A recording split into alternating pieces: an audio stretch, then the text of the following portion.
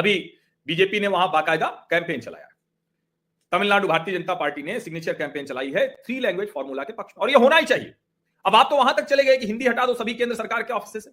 कौन सी राजनीति करना चाह रहे हैं स्टालिन? और ये तमिलनाडु के लोगों को जवाब देना पड़ेगा।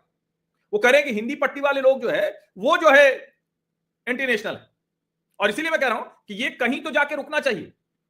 स्टालिन की ये जो राजनीति है इसको समाप्त करना ही चाहिए, बहुत आवश्यक है। ये नहीं चल सकता है। ये जो काम ये कर रहे हैं ये कतई ठीक नहीं है, और इसीलिए मैं कह रहा हूं कि जो कुछ भी लगातार होता जा रहा है इसको जरा समझने की आवश्यकता है।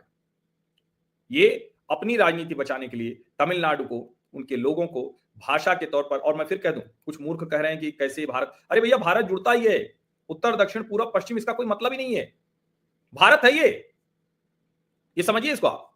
अभी महाकुंभ हुआ, तमिलनाडु के लोग, देश के हर राज्य के लोग वहां ये थोड़ी पूछे थे किस भाषा में बोलते हो, कैसे बोलते हो। मैंने वो भी आपको दिखाया था कि कैसे वहां सभी भारतीय भाषाओं का बोर्ड लगा हुआ था लेटे हनुमान जी पर। इसलिए मैं कह रहा हूं कि ये अब जो समय है वो बदल गया है, और तमिलनाडु में भी समय बदल रहा है। बहुत पीछे चले गए, लेकिन अब जाहिर है राजनीति है, तो भाजपा कुछ भी कहेगी, दूसरे नेता कुछ भी कहेंगे, तो उसका तो उपयोग कर ले जाएंगे, दुरुपयोग।